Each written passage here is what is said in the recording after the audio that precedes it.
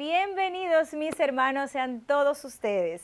En este día nos sentimos verdaderamente gozosos porque celebramos el mes de la Biblia y lo hacemos con una edición especial, un programa especial y aún más especial porque celebramos también el día de San Jerónimo.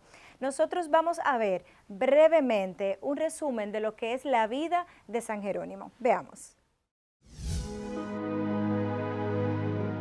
Hoy, la Biblia es el libro más leído y traducido en el mundo y se puede encontrar en diferentes lenguas.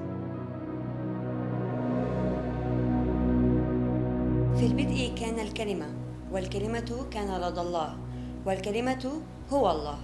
Egli era in principio presso Dio, tutto è stato fatto per mezzo di Lui, e senza di Lui niente è stato fatto di tutto ciò che esiste. Nela estava a vida, e a vida era a luz dos homens.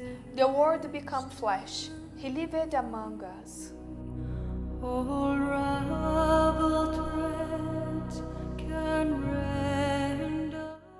Pero se ha recorrido un gran camino para hacerlo más accesible a todas las lenguas. En este escenario entra la figura de San Jerónimo, experto en interpretación de las Sagradas Escrituras, filósofo, teólogo e historiador. Se encargó de la primera traducción de los textos originales en hebreo y griego al latín, la lengua hablada por el pueblo en aquella época. Por ello, su traducción fue llamada Vulgata, es decir, popular. San Jerónimo llamaba a esta operación el retorno a la verdad hebrea, que era la verdad de los textos originales. El conocimiento que Jerónimo tenía de la palabra de Dios y la claridad de sus ideas llegaron al entonces Papa Dámaso, que le confió la misión de traducir al latín los 4 evangelios de la forma más fiel posible a los originales. En Roma, San Jerónimo completó la traducción de los evangelios y también una versión de los salmos, traducida a partir del texto griego. Papa Dámaso, lui andava molto d'accordo, ma con la morte di Papa Dámaso. Estaba muy de acuerdo con el Papa Dámaso, pero a la muerte de este último decidió dejar Roma. Sucede que algunas mujeres habían encontrado acogida en él para estudiar la Biblia, comprenderla mejor y para rezar, dirigidas por una noble romana de nombre Paula, que estaba acompañada por su hija Eustaquia, y otra noble romana de nombre Marcela. Algunas de ellas decidieron seguir a Jerónimo. Eustachio e altre nobili romane come Marcella e alcune di loro decisero di seguire Girolamo.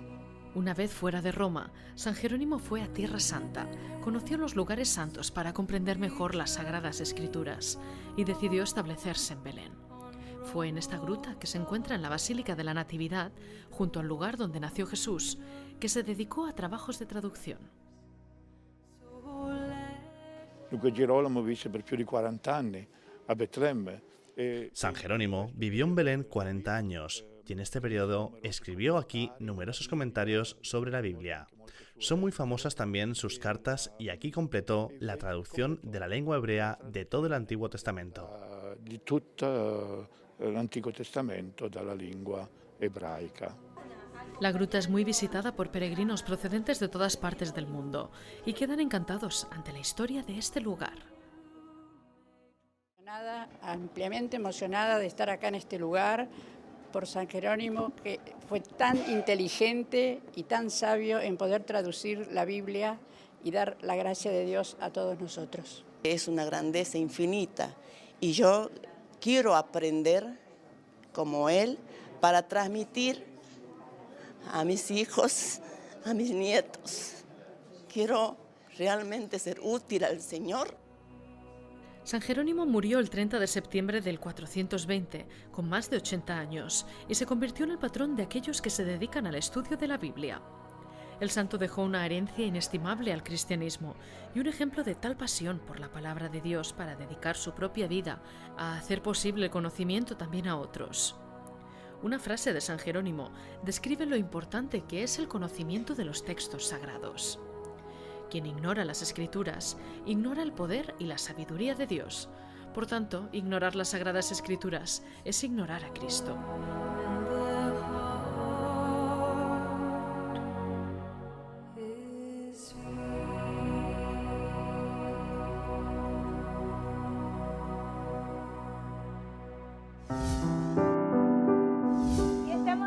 regreso, mis hermanos, con muchísima alegría en el corazón, ya desarrollando el contenido de este programa especial de las Sagradas Escrituras, donde estaremos hablando sobre cada uno de los detalles de las Sagradas Escrituras, y no estoy sola. Me hago acompañar del reverendo Padre Kennedy, director de Medios Televida, y también de Fray Eduardo de Jesús, biblista, experto, que estará compartiendo con cada uno de nosotros todas esas dudas que pudiéramos tener sobre las Sagradas Escrituras, experiencias, ¿verdad, padres? Claro que sí, muchísimas gracias, Elmi. Saludo a todos ustedes, a mi querido hermano, el Padre Eduardo, qué bueno tenerlo aquí también en este programa especial. Qué bueno, qué bueno. Yo me alegro muchísimo porque de seguro que los hermanos que nos escuchan, padres, tendrán muchísimas dudas. Yo creo que todos, de repente, pudiéramos comenzar nosotros hablando un poquito del inicio de las Sagradas Escrituras. ¿Les parece? Claro que sí, tenemos un experto hoy en Sagrada Escritura. Donde aprenderemos. Y además profesor, de verdad que a mí me da mucha alegría. Y qué bueno, porque el tema de la Sagrada Escritura es tan amplio que a mí me da mucha alegría este programa. A mí también, padre, y tengo mucha ilusión con aprender, así que usted no se despegue de sus asientos, porque este programa ha sido preparado para que lo disfrutemos en familia. Lo escuchamos a usted, Fray Eduardo. Bueno, hablar de las Sagradas Escrituras es hablar de algo básico, esencial para nosotros los cristianos, para nosotros los católicos. Hablar de las Escrituras, pues hay que comenzar desde el principio. Exacto. La Biblia comienza en el libro del Génesis y bueno, pues el Génesis junto con los demás libros del Pentateuco, los primeros escritos de ellos los encontramos ya en torno al año 960 a.C., dígase durante el reinado del rey David. Es en ese contexto en el cual comienzan a ponerse por escrito las primeras cosas. Claro, no es ahí cuando comienza la historia del pueblo de Israel. Ya para el reinado de David ha pasado el reinado de Saúl, ha pasado el periodo de los jueces y toda la prehistoria. Por lo tanto, ahí es cuando comienzan a ponerse por escrito cosas de las que nos encontramos hoy en el Pentateuco, que no se van a materializar hasta después que el pueblo regresa del destierro. Es decir, que en ese sentido, ahí se escribieron algunas de las fuentes, si nos atenemos a una de las hipótesis más comunes, más aceptadas hoy, que es la de las 4 fuentes que nos encontramos en el Pentateuco. Por lo tanto, ahí comienza la historia escrita del texto bíblico. Bueno, qué interesante, padre Fray Eduardo y padre Kennedy. Es tan interesante ver cómo nosotros los católicos muchas veces nos separamos tanto de la palabra de Dios manifestado ahí en las Sagradas Escrituras. ¿Y cuántos católicos de los que nos están viendo, hermanos nuestros, sabían desde cuándo se remonta, desde la antigüedad, de la importancia de los evangelios, por ejemplo, Fray Eduardo? ¿Por qué nos distanciamos nosotros tanto? Y pudiera contarnos usted un poquito dónde reviste, así con palabras llanas, que los hermanos nos puedan entender esa importancia que revisten los evangelios. Bueno, la importancia de los evangelios está en que entendemos que ahí es donde nos encontramos con las palabras más genuinas de Jesús, que es nuestro Maestro, que es nuestro Señor. El Antiguo Testamento es importante para nosotros porque es la base, es decir, era la religión en la que nació Jesús. Claro. Por ello, la importancia para nosotros fueron los textos que alimentaron a nuestro Señor cuando Él estuvo con nosotros en este mundo. Pero los evangelios son sus palabras. Entendamos que también está la labor del autor o de los autores, porque la Biblia es palabra de Dios y palabra de los hombres. Por eso a mí me da también mucha alegría cuando el Fray dice que palabra de Dios, palabra de los hombres, porque hay que verla también en un contexto, como usted decía, Hermes, que toda una estructura de 2500 años antes de Cristo, cuando está toda una monarquía, todo un proceso, toda también esa historia de salvación en el Antiguo Testamento, y que no es algo que surge de la nada, porque se puede compaginar muy bien la historia de la salvación, pero también la historia universal. Y para comprender muy bien la historia de la salvación hay que ponerla en un contexto de la historia universal y ver también cada uno de los momentos históricos que ha venido el pueblo pasando, desde la salida de Egipto, desde también los diferentes monarquías, los jueces, cada uno de esos acontecimientos que ha permitido Dios y también que después se han escrito, porque algo que hay que tener pendiente también, que antes de existir la Sagrada Escritura había palabra de Dios, y hay. Entonces, no podemos decir ya que la palabra de Dios es la Sagrada Escritura. Y si vienen, como una vez un hereje que quemó la Sagrada Escritura, sí, pero no se quema la palabra de Dios. Se puede quemar el papel, pero no la palabra. Entonces, Dios se viene revelando en los acontecimientos, en toda una historia de salvación, para ir poco a poco acercándose al Nuevo Testamento. Por eso a mí me gusta cuando se ve la Sagrada Escritura de una forma al unísono.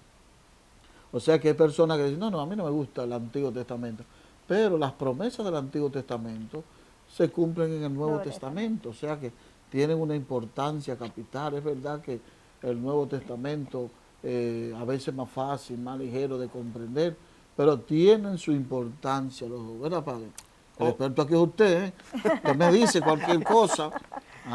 Pero muy interesante, padre, esa relación que usted hace, porque yo aquí como laica, en este set, pudiera pensar, y lo que uno escucha y uno ve, qué difícil se nos hace leer la palabra de Dios, qué difícil se nos hace ver esa importancia de los evangelios, de palabra textual del mismo Dios. Por ejemplo, aquí en los evangelios propiamente dicho. Ustedes como sacerdotes y Fray Eduardo, como usted decía, como experto biblista, usted pudiera resaltarnos, Fray Eduardo, ¿dónde reviste? No solo, bueno, ya que Jesús habla directamente, sino todas las enseñanzas, o algunas, digamos, que se resumen ahí, que nosotros no deberían pasar desapercibidas. Ningún católico, ¿verdad?, debería pasarle desapercibido las verdades fundamentales que están contenidas ahí.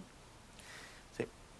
Volviendo al tema de la importancia de los dos cánones, el del Antiguo y el del Nuevo Testamento, es que hay muchas cosas del Nuevo Testamento, de los evangelios mismos, que no podríamos entender sin el Antiguo Testamento.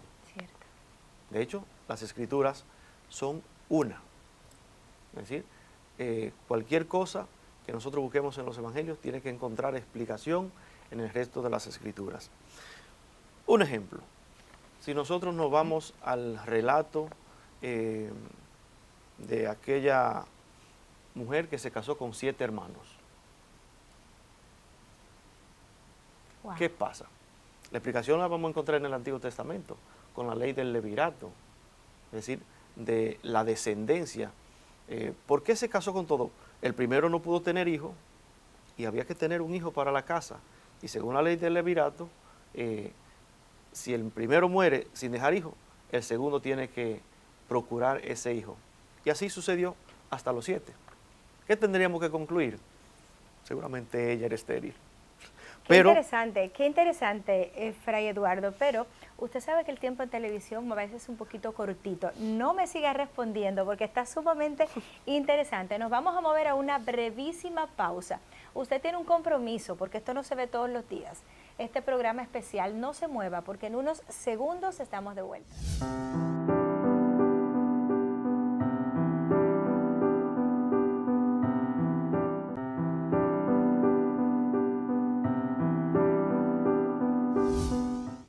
Regreso, mis hermanos, en este programa especial sobre el mes de la Biblia, sobre las Sagradas Escrituras, pero a mí me gustaría que usted se sintiera sumamente cómodo y abierto para entender cada cosa que vamos hablando aquí con los sacerdotes y nosotros pensamos que pudiera ser tan interesante saber cómo explicar el contexto histórico de la Biblia, desde dónde data, ya nos lo dijeron en el primer segmento, pero un poquito más amplio de labios de nuestro biblista, Fray Eduardo de Jesús. Sí, pienso que lo primero es que debe hacer cualquier persona que vaya a leer la Biblia, que entiendo que debemos hacerlo todos, los creyentes, los católicos, los cristianos, es conocer la historia, donde se escribieron los textos, porque esa es el mejor punto desde el cual nosotros podemos interpretar los textos, desde la historia. Por ejemplo, vengo y me encuentro con el libro del profeta Isaías. Nosotros hablamos hasta de 3 Isaías. Tenemos que saber el primero, que va hasta el capítulo 39. Segundo, desde el capítulo 40 hasta el 55. Tercero, del capítulo 56 hasta el 66. Si yo me encuentro con un texto del capítulo 56, por ejemplo, 56, 1.5, yo debo saber, tercer Isaías. ¿Cuándo se escribió el tercer Isaías? ¿Qué estaba sucediendo cuando se escribió el tercer Isaías? Y ahí están las claves para nosotros poder entender por dónde va el texto. Por ejemplo, si me sale un texto del tercer Isaías hablándonos de los extranjeros, ¿qué hay detrás de ello? Bueno, los judíos que habían estado en la diáspora, en Babilonia, regresaron hasta Israel y allí se sintieron amos y señores de aquella tierra. Y así obviaron a todos los que ahí habían permanecido durante 50 años, que fue lo que duró el destierro. Mientras los que estuvieron en Babilonia estuvieron allá, ellos se inventaron las genealogías para ellos identificarse quiénes eran puros judíos y quiénes no eran puros. Es así que se desarrolló el tema de las genealogías.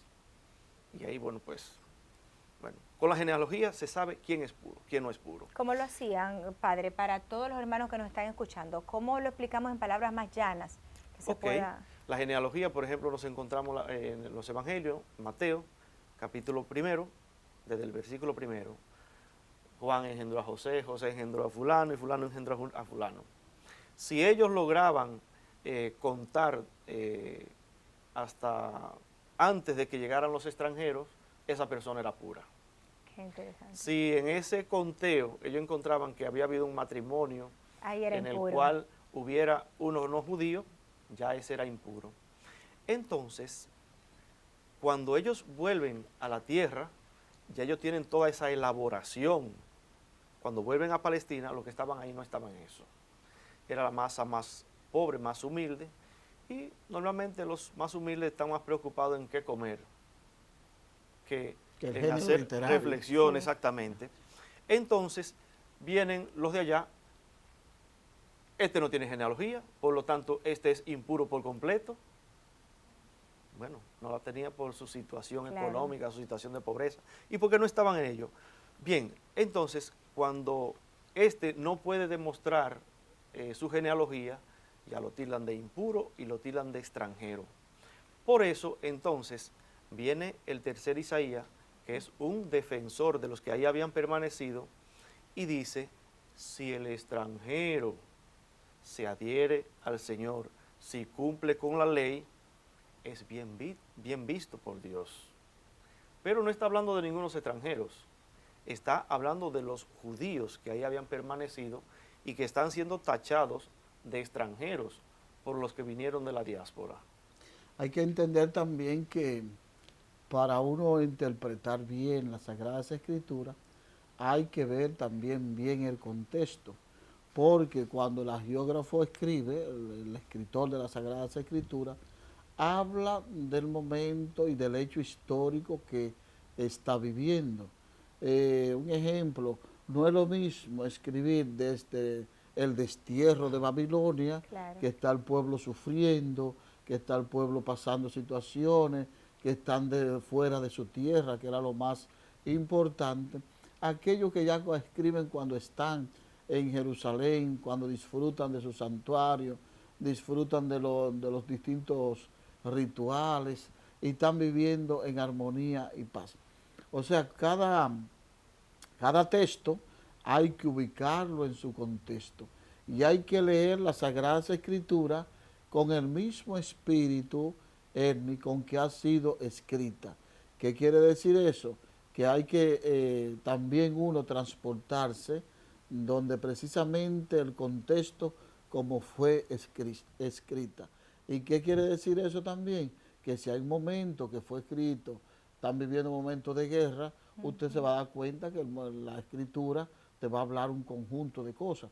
Te doy un ejemplo, el apóstol San Pablo, que en cierto momento cuando escribe la carta, dice que hay que revestirse con el arma, con la espada de la palabra, con el escudo de la fe, y también que hay que ceñirse la cintura. ¿Qué te está hablando? Es que hay un contexto de lucha que no tenemos hoy. Ni utilizamos espada, ni utilizamos escudo, pero también se adapta y hay una forma de expresar y de interpretar. Por tal razón, como dijo el padre fuera de cámara, no se puede interpretar la Sagrada Escritura de una forma literaria y rigurosa, porque no es así. Hay muchas palabras, muchas frases incluso, que no se interpretan como están escritas propiamente. ¿Verdad, padre? Así es. Explíquemelo entonces. Por eso mismo, padre, es tan interesante lo que usted dice. De lo que más se queja el católico es de que no entiende la Biblia o de que le resulta aburrida la Biblia, porque eso que usted dice probablemente no entiende el momento histórico, hasta los términos, por qué se está refiriendo de esa manera, hasta la costumbre de esa época propia, porque pasaron muchos años y habrá cambiado muchos gobiernos, periodos múltiples, ¿verdad? Pero tengo que decirte, mi querida Elmis, que también nosotros, mundo católico, debemos seguir profundizando mucho más todavía, mucho más. Usted ve que cuánta maestría, doctorado, PH, entonces, cuántos estudios están haciendo. También estamos llamados a profundizar en la fe.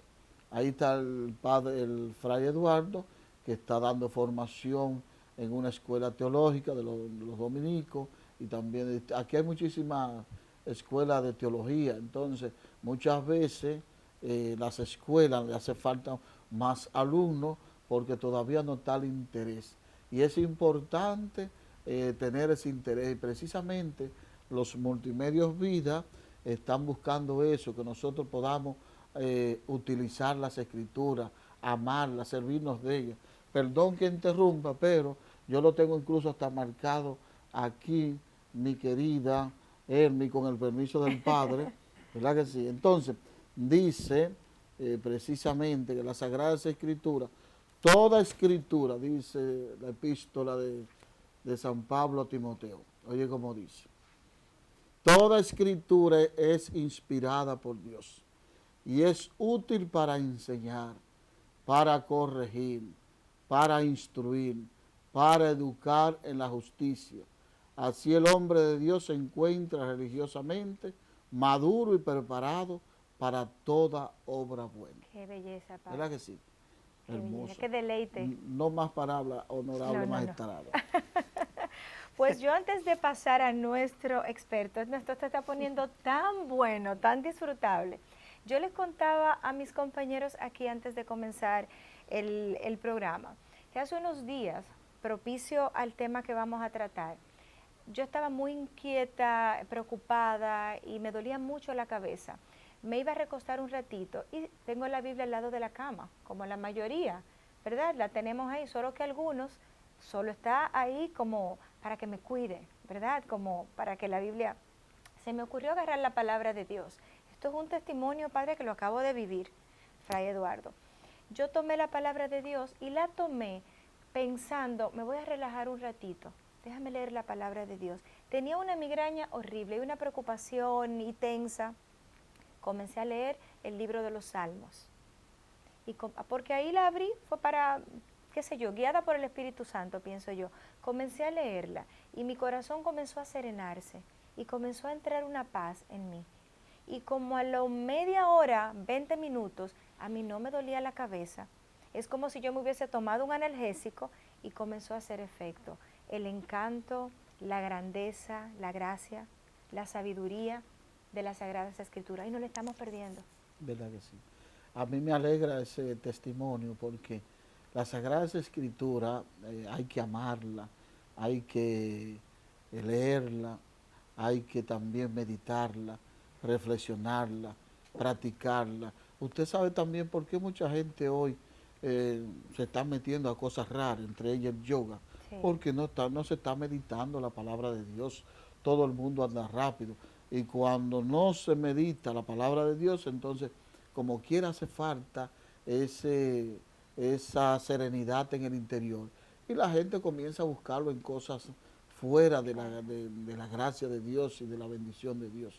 Entonces, la palabra de Dios es admirable y a mí me alegra que haya tenido esa experiencia con las Sagradas Escrituras, con los textos sagrados, porque yo no me quedo atrás y también te voy a decir la mía. Simplemente un día yo estaba que iba a celebrar la misa y había que preparar y un momento pesado. Digo, ay Dios, y ahora preparar esto. Pero cuando me puse a preparar para la homilía, oye, encontré tantas palabras sustanciosas que me iban confortando interiormente. Wow. Y después de pasar un promedio de 20 minutos, ya yo quería que la misa llegara el horario de la misa. Pero me dio una fuerza interiormente. Que yo no. Ese fuego para ir a hablar de un momento como, vamos a decir, pesado, perezoso, a un momento de alegría y de consuelo interior. Entonces, realmente hay que leerla, y hay que meditarla, y hay que practicarla. Totalmente. Dice San Antonio de Padua, el gran peligro del cristiano es predicar y no practicar. Amén, qué hermoso. Y con esas palabras y ese testimonio de vida que Dios lo ha traído, porque ninguno de nosotros lo había planificado hacerlo. Nos vamos a una breve pausa y cuando regresemos, entonces sí entramos en ese contexto de los géneros literarios, hablábamos de los salmos y ahí sí escucharemos a Fray Eduardo. No se despegue de su televisor. Continuamos.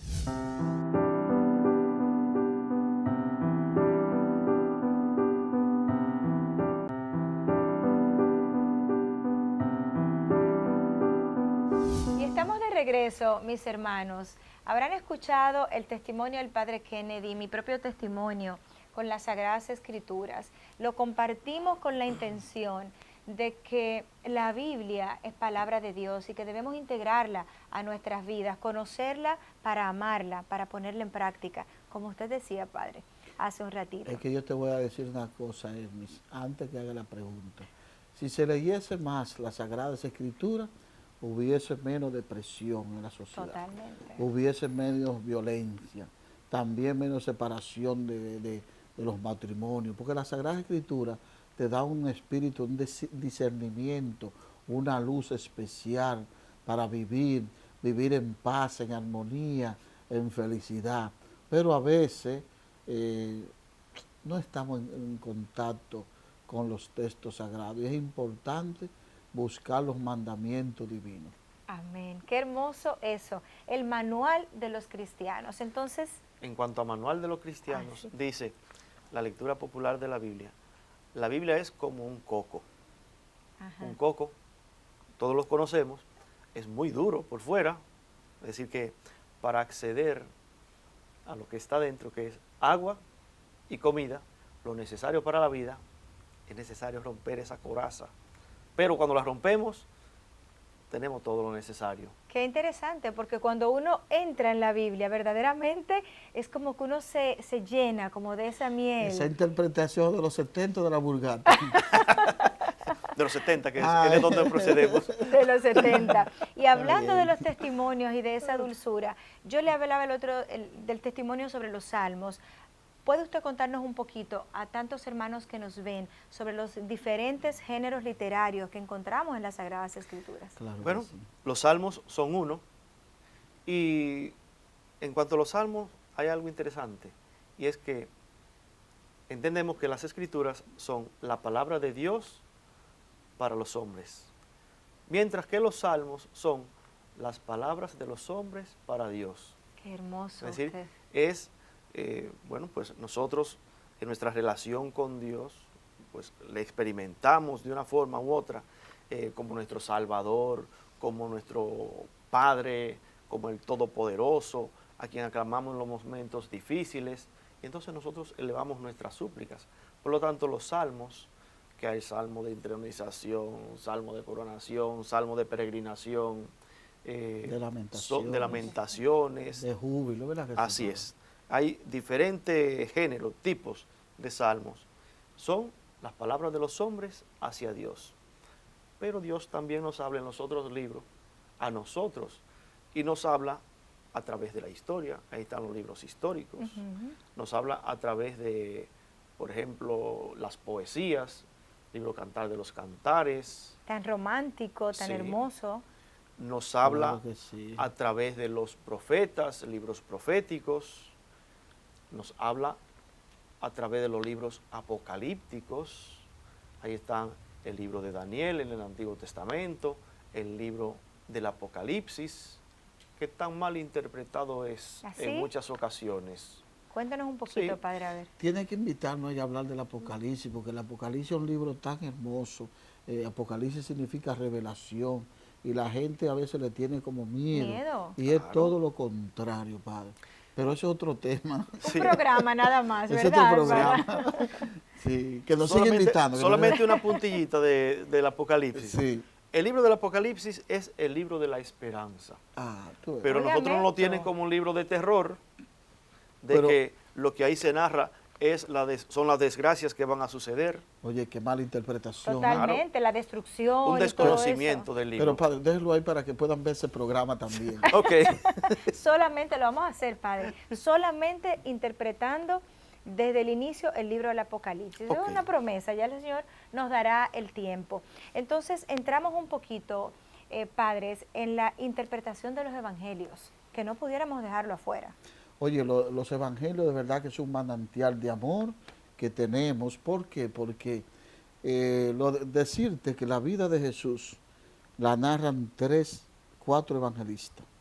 Entonces, imagínate que ponemos a Jesús en el centro y hay un evangelista que lo mira desde detrás, otro del delante, otro del lado derecho, otro del lado izquierdo.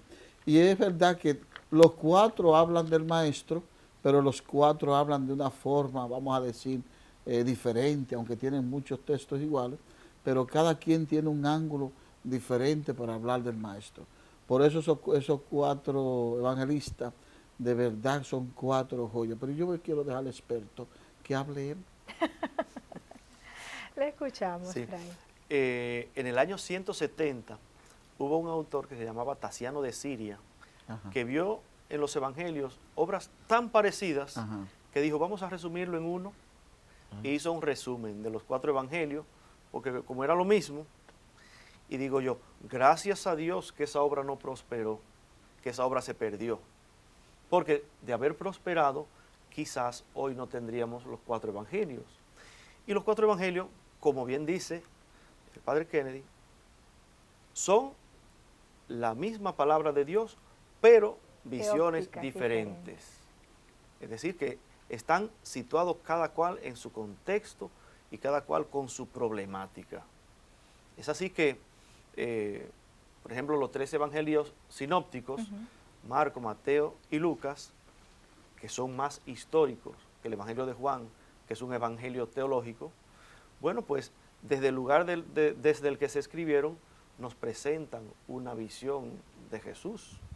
Por ejemplo, el evangelio de Marcos, que sirve de fuente para Mateo y para Lucas, junto con la fuente Q, que es la otra fuente que utilizan ¿Qué Lucas. es la fuente Q, Padre? Para en palabras llanas. Algunos sepan también que es la fuente Q. Sí, la fuente Porque ahorita comienza con el sello Q y lo van a buscar en la, sí. en la computadora. Cuando se escribieron los evangelios, entendemos que Marcos es el primer evangelio que se escribe. Entonces, ¿Desde dónde escribió Marcos? Que se supone escribió en torno al año 70.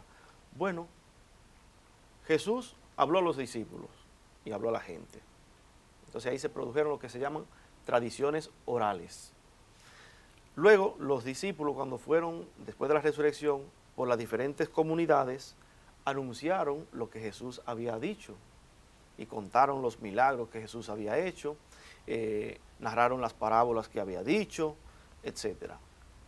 Cuando en esas comunidades ven que esas enseñanzas peligran porque comienzan a morirse los que la han enseñado, entonces comienzan a poner por escrito las cosas que fueron diciendo esos apóstoles cuando fueron por las comunidades.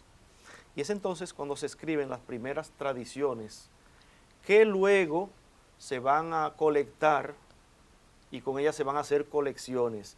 Y después que hubo colecciones fue cuando se redactaron los evangelios. Entonces, los evangelios, para su redacción, se utilizaron esas colecciones, pero también se utilizarían relatos sueltos que andaban por ahí. Marcos es el primer evangelio que se escribe y va a servir de fuente luego para el evangelio de Mateo y de Lucas. Pero Mateo y Lucas, además del evangelio de Marcos, encontraron una de esas colecciones, que es a la que se le llama documento Q. Es un documento hipotético que sabemos existió porque está ahí en los evangelios, pero no ha llegado hasta nosotros físicamente. Ha llegado el testimonio que encontramos en los evangelios. Era un documento de dichos de Jesús, la Qué fuente hermoso. Q. Y Mateo y Lucas escriben su evangelio con el evangelio de Marcos como fuente y la fuente Q.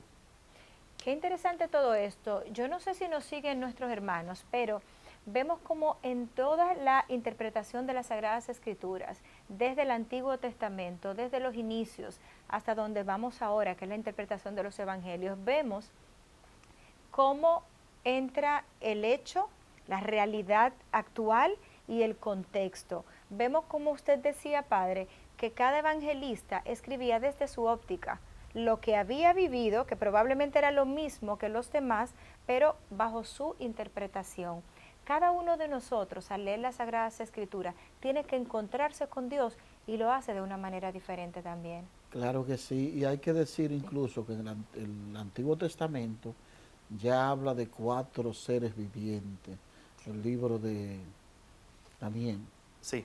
de 4 seres vivientes, donde ya ve un ejemplo, un ser con 2 alas y lo ve con la figura de un rostro.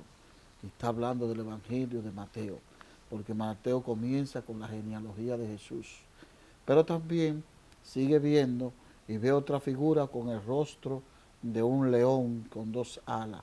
Y entonces eso está hablando de San Marcos, porque cuando usted lee San Marcos, tiene una fuerza catequética como la de un león. Pero también sigue profundizando y ve entonces esa figura con la de Lucas, que es El toro. el toro. ¿Y por qué? Porque Lucas comienza el Evangelio con el sacrificio de un toro de Zacarías. Entonces, pero sigue mirando y ve también esa figura con la cabeza de un águila y 2 alas, pero hace alusión también al Evangelio de San Juan, que es profundo, que tiene una visión aguda, como el águila tiene una visión también aguda. Es tan hermoso entrar en el mundo de las Sagradas Escrituras y tantas interpretaciones bonitas que hay, y además da sentido a nuestras vidas, a nuestra existencia. Por eso es importante entrar en ella y romper el coco y beberse el agua y comerse la masa. Excelente. De hecho, cuando Jesús fue tentado en el desierto, el demonio quiso vencer a Jesús. Y en 3 ocasiones Jesús acude a las Escrituras y en ella encontró la herramienta necesaria para vencerlo en cada momento. Amén. 3, Amén. el número máximo. El demonio al verse vencido 3 veces, Con no esa frase, le quedó más que hacer. con esa frase yo te pregunto, cuando estás en dificultad en tu vida, cuando llega la depresión, el vacío, las angustias, ¿a dónde acudes? ¿Dónde buscas la solución? Ahí está, en el manual del cristiano. Ahí están todas las respuestas, como usted decía, Padre. Ahí está la salud, ahí están las bendiciones, ahí están las gracias, ahí está la respuesta a todo lo que tú estás buscando. Nosotros nos vamos a una brevísima pausa porque todavía nos queda mucho más por seguir compartiendo sobre la belleza, la gracia de adentrarnos en las Sagradas Escrituras. Así que no se mueva de su asiento.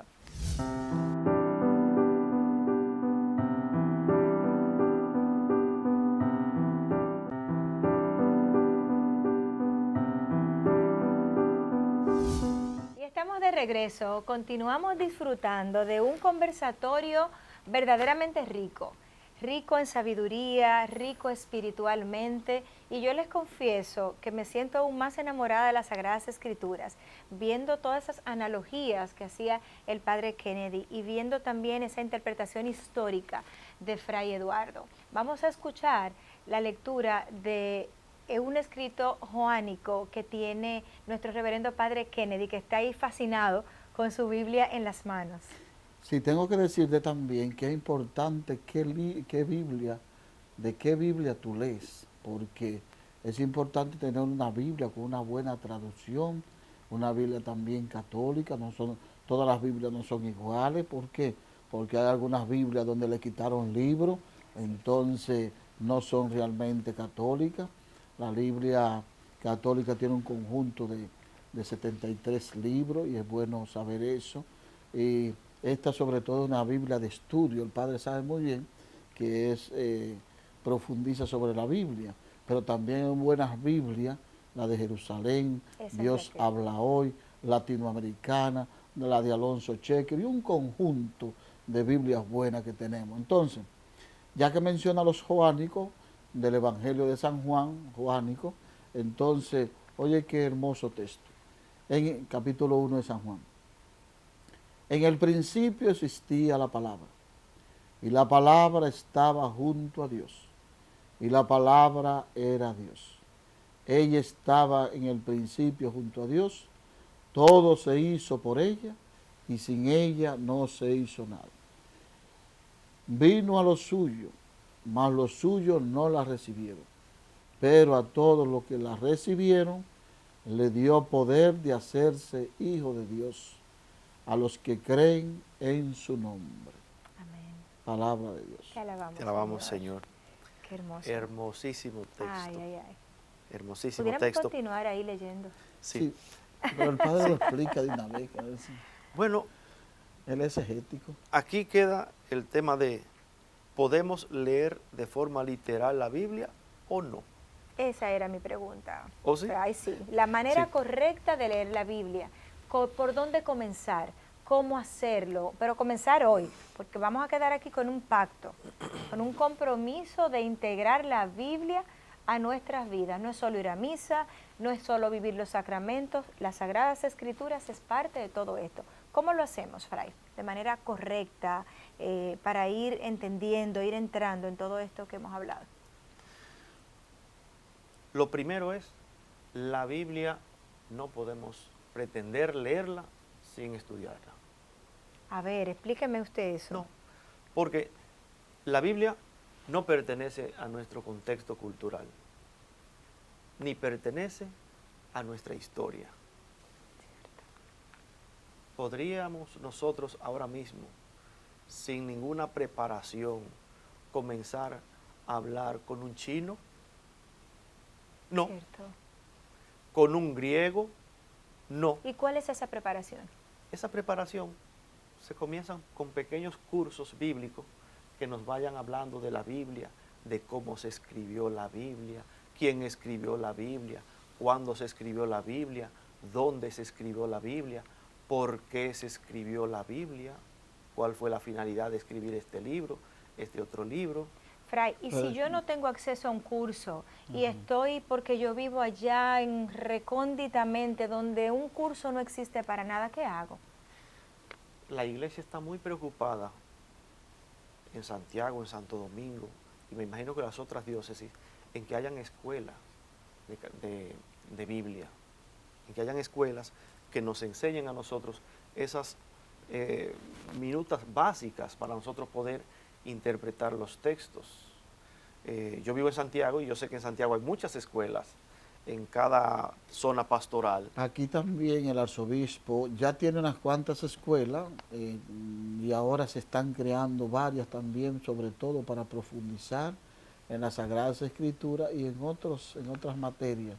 Pero es un llamado de verdad a formarnos como mundo católico todavía más. ¿Y por qué? Porque la vida de hoy está muy agitada y hay mucha gente muy confundida y hay que comenzar a profundizar en la Biblia. Entonces, padre, hay mucha, sobre todo en el mundo protestante, comienzan a leer la Biblia, se aprenden de memoria. Sí, se aprende de memoria, por eso hay mucha confusión. Y ahora sobre todo que cuando hay tanta gente que se aprende 2 capítulos y pone una iglesia y eso, se han dado cuenta como que las iglesias también sirven como negocio y eso es un mundo ahora, donde quieren, en todas las esquinas hay una iglesia, una cosa. De verdad que estamos viviendo un tiempo de mucha confusión. Incluso muchos pastores protestantes, oye, se están saliendo también de la Biblia y de todo porque ya hay un conjunto de influencias, hay algunos diciendo cosas que los otros la rechazan y de verdad se va armando como un caos. Pero explíquenos usted, padre. Eso fue una municionada. Sí. Y perdón, padre, antes que usted comience, hay escuelas y países donde se está sacando ustedes y nosotros, todos estudiamos con esa materia que se llamaba religión. Nosotros, aunque fuera un poquito, aprendíamos de religión. Hoy en día esta se está sacando, moral y cívica. No se hace nada de esto. Es un mundo cada vez más alejado de Dios. Y lamentablemente la juventud no conocen cuáles son los grandes personajes bíblicos, Abraham, Moisés, Josué, los profetas, Jeremías, Ezequiel, Isaías, no lo conocen. ¿Por qué? Porque no es su mundo. Sí. Ahora conocen muchos artistas en su artitaje, sí, pero lo del teteo, padre. No conocen esos personajes bíblicos que tienen una enseñanza tan grande y no te invitan a ti a los vicios, no te invitan a ti a cosas inmorales, pero vamos a seguir profundizando. Escuchamos. Sí, entonces... estábamos en la manera correcta de leer la Biblia, cómo integrarla a nuestra espiritualidad. ¿Cómo comienzo? ¿Por dónde se empieza a leer la Biblia? Recapitulando, no podemos leer la Biblia sin alguna preparación, porque cuando hacemos eso, traicionamos el texto. Por ejemplo, si vamos a leer el capítulo 23 del Evangelio de Mateo, donde en torno al versículo 8 por ahí, nos habla de que no llamen a nadie padre en la tierra. Sí. Si no tenemos una preparación mínima que nos lleve a entender, a interpretar ese versículo, ¿qué nos estaría diciendo el Evangelio? ¿Que yo no puedo llamar padre a mi papá? Pero ahí nos atacan mucho también a los católicos, los protestantes, a veces nuestros hermanos amados, ¿verdad? Donde nos dicen que María Santísima tuvo más hijos, porque la palabra de Dios dice los hermanos de Jesús. Pero ahí hablamos de lo que ustedes explicaban, el contexto, el lenguaje del tiempo. ¿Quiénes son mis hermanos? Todos los que hacen la voluntad del Padre. Es decir, no podemos leer la Biblia de forma literal. Cuando leemos, por ejemplo, ese texto, hay que irse al contexto en el que se escribió el texto, el espíritu con el que lo escribió el hagiógrafo, el escritor sagrado. ¿Qué estaba sucediendo en aquel entonces? Existía una institución que se llamaba pater familias. Los que estudian derecho saben de eso, del derecho romano. Los pater familias eran como cabeza de familia, pero no solo de una familia pequeña, sino extendida, que tenían misiones en las comunidades, en las aldeas. Y parece ser que en tiempos de Jesús habían dejado de cumplir con sus roles. Y por lo tanto, Jesús entiende, ya esta gente ha de ser, no debemos de observarlo, no debemos de seguir reconociéndole como tal, porque ya dejaron de tener su función. Por lo tanto, ya no le llamemos padres. Qué interesante. Pater familia es el término latino. Por lo tanto, el texto no está diciendo que no llame a nadie padre. El texto está diciendo a ese que tenía un papel que desempeñar y no lo ha desempeñado, no le llame como tal. Maravilloso, Fray. Nos quedamos con esa frase. Y yo quisiera preguntarle a ambos el papel de las Sagradas Escrituras en su vida. Porque los hermanos que nos están viendo pudieran pensar, bueno, son sacerdotes, tienen que leer la palabra de Dios todos los días, pero humanamente, el ser humano, ese cristiano que está ahí dentro. Bueno, la Sagrada Escritura, de verdad que por lo menos uno como sacerdote, por un lado, por otro me la encuentro, hay que prepararla, hay que meditarla. Y normalmente en la noche, yo hago completo la última oración del día, y ahí ya leo la lectura diaria del otro día para pasar la noche entera reflexionando, vamos a decir, meditando. Pero también estoy leyendo la Biblia y ya voy por los salmos, el Salmo 102, voy hasta que llegue al Apocalipsis. Después la está leyendo en orden cronológico. Continua. Qué interesante. Entonces, cuando llegue al Apocalipsis, que me falta mucho, pero poco a poco avanzamos, entonces uno comienza de nuevo en la Biblia. A veces tengo que decirte también que con mucho trabajo, se le olvida a uno un día, claro, o el sueño, pero normalmente vamos ahí. De verdad que... Haciendo el hábito, ¿verdad? Claro que sí, y ya también la Sagrada Escritura, hay muchos textos que uno se va formateando con ella, vamos a decirlo así, en lenguaje moderno, y se va a estar configurando con los textos poco a poco, porque si uno no trata mucho con los evangelios, se le va pegando muchas cosas del evangelio. De verdad, pero que es una riqueza estar en contacto con todos esos pasajes, con todos esos personajes, que hay una sapiencia extraordinaria. Yo recuerdo que mi profesora, yo tenía una profesora de Biblia, y ella decía, la Biblia es una colección de libros, que son 73, y son como grandes sabios que te están ahí esperando que tú lo consultes para darte toda tu sabiduría y darte toda esa ciencia y esa gracia inmensa. Por eso hay que ir a la fuente. Qué hermoso, Padre, qué hermoso. ¿Y usted, qué papel tiene las Sagradas Escrituras en su día a día, Fray? Si yo quiero escuchar la voz de Dios, debo de acudir ahí. Dios puede manifestarse de muchas otras formas, pero ahí ya la tengo segura. Es decir que si quiero ver qué me dice Dios, nada más tengo que abrir la Biblia. No obstante, es bueno y es necesario que leamos la Biblia, como dice el Padre Kennedy, de forma sistemática, porque la Biblia fue escrita para leer como quien se lee una novela. Comenzar al principio y terminar. Ahí nosotros podemos ver, por ejemplo, dónde está el clímax de la obra, es decir, que cada libro tiene un propósito. Cuando lo vemos de forma fraccionaria, como se hace en la liturgia, no podemos ver eso.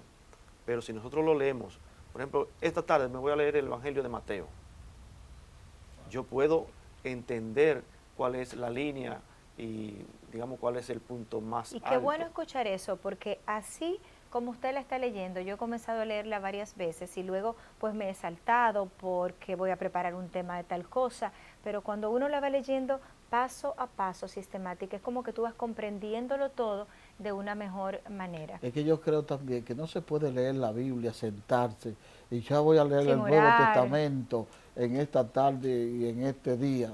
Oye, es como cada capítulo, cada pasaje, para uno también irlo, interiorizarlo, porque la Biblia no es un libro de historia, que tú agarres y lo lees completo, una obra de telenovela, no, sino es para irlo interiorizando, cada capítulo, cada pasaje, cada salmo. Ahora yo comienzo un salmo y a veces lo termino de una vez y ya. Hermoso. Y cierro la Biblia y la dejo para mañana, para el otro salmo. y tengo que poner el separador porque si no se me olvida. Claro, para continuar. Ahí viene la lección divina. Ahí viene la lección. Es decir, cojo lo que voy a utilizar hoy padre, para porque meditar. Tengo un minuto. Ok, es decir, la lección divina es una forma, un método de leer el texto, según el cual tengo que tener en cuenta el contexto, cuál fue el pretexto del autor para hacerlo y lo que quiere decir. Es decir, tenemos que intentar ver qué es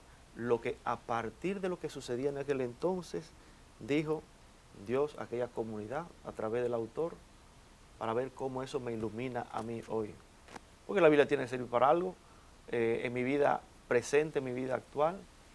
Padre, pero no le diga tanto de la lección divina porque después no nos va a invitar otra vez. Ni por el Apocalipsis tampoco, okay. Tengo 2 temas déjalo ahí no le diga para más invitarlo. Nada. Que la lección divina es hermosa y ojalá nos inviten otra vez para poder decir los pasos, Padre. Pero no se lo diga todo, no revele los misterios. Dije un caramelito a la vez. Sí. Qué delicioso, mis hermanos, gustar de la palabra de Dios, gustar de Dios.